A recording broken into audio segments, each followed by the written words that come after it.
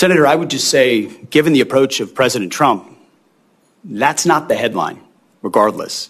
The previous administration, under the Obama administration, Crimea was invaded, and we gave them blankets. Under President Trump, during his first term, he gave the Ukrainians javelins, and the Russians did not invade. Fellow Americans, you're welcome back to another episode of The American Enigma. If it's your first time on this channel, do well to hit the subscribe button for more uncensored analysis. Now, hold on tight if you care about America's power, freedom, and place in the globe, because we're going to get right into a recent government interaction that exemplifies why this nation is at a turning point. Mr. Secretary, probably won't surprise you, but I'm going to start with Ukraine. And I'm going to ask you a series of questions, but I don't want you to linger on any one of them, but answer the series of questions in one answer. Number one, who's the aggressor and who's the victim in the conflict? Russia's the aggressor. Which side do you want to win? As we've said time and time again, this president is committed to peace in that conflict. Ultimately, peace serves our national interests, and we think the interest of both parties, even if that outcome will not be preferable to many in this room and many in our country. Which side is President Xi pulling for? Well, as was stated by both of you, we obviously understand, unfortunately, under this administration and the policy, under the previous administration and the policies they pursued, it has driven Russia and China closer together. So there's no doubt that China would prefer that Vladimir Putin have a good outcome. But it would also prefer a prolonged conflict that would keep us and other countries tied down and incapable of paying attention to the malign influence of China elsewhere. One thing I'm sure we agree on is we don't want a headline at the end of this conflict that says Russia wins and America loses. And given the fact that all of our adversaries are communicating with each other, that's extremely important if we're going to continue to play the role in the world that the vast majority of members of Congress think we should still play, particularly now that our adversaries are more significant than they have been since the Berlin Wall came down. With regard to the money we're spending, what's the return on the investment of our security assistance to Ukraine?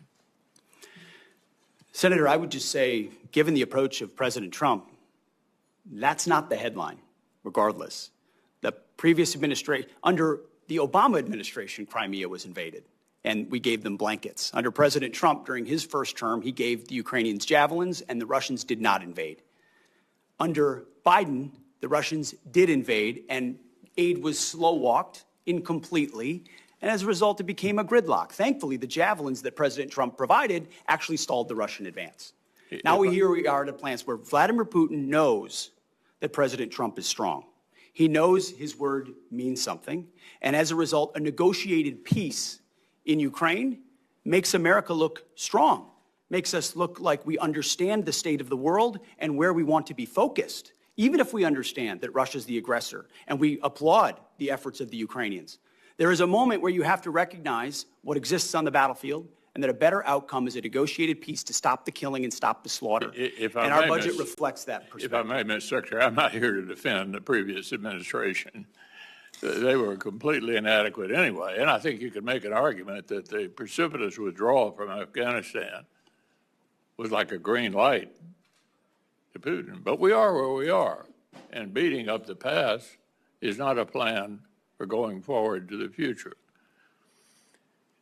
What has benefited the United States, I think you would agree, 38 different states have produced weapons or parts of weapons out of the money that the Ukraine supplemental package passed last year.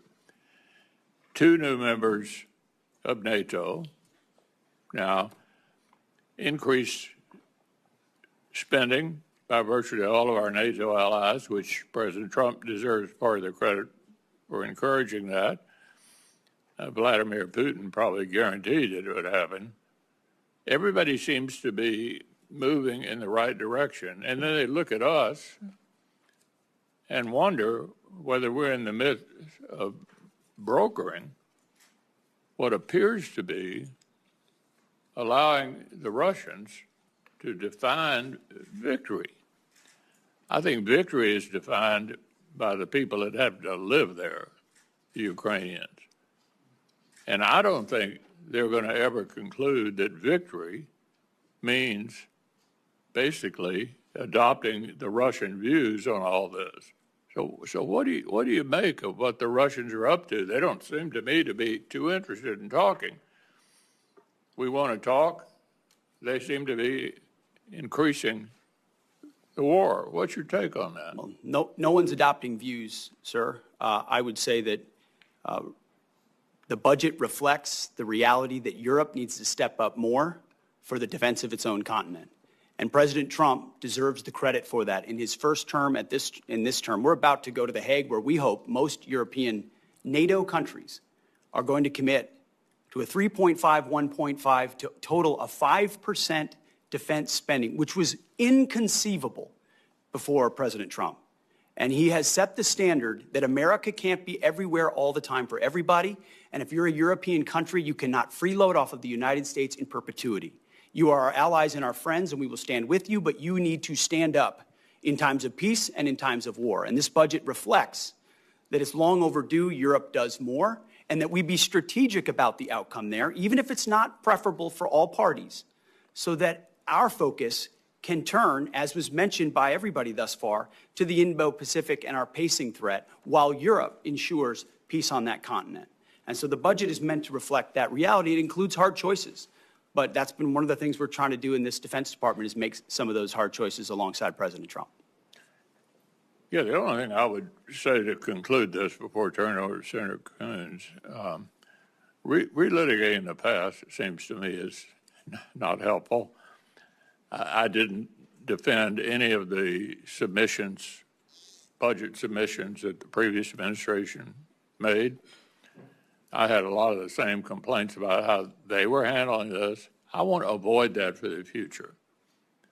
And it seems to me pretty obvious that America's reputation is on the line.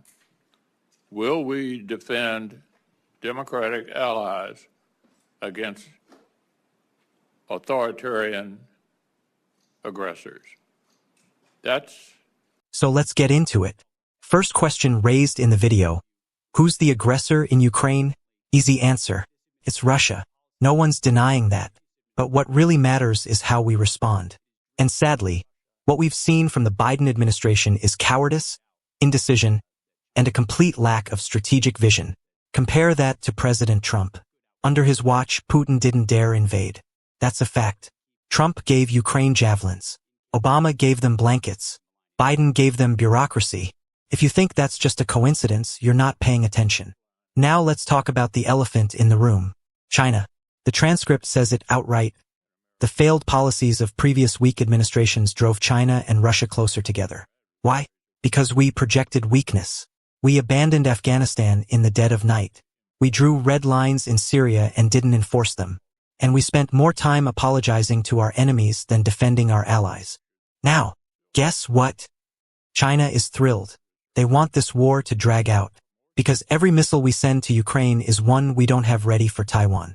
They're playing the long game, and our so-called leaders are falling right into the trap. Listen, I care about the Ukrainian people. I pray for them. But our duty is to America first. And if the return on investment isn't clear, we need to reevaluate. Yes, 38 states are benefiting economically from arms production. That's great. But this shouldn't just be a jobs program. This is national security we're talking about. We need to ask, what's the mission? What's the end game? Is it victory for Ukraine?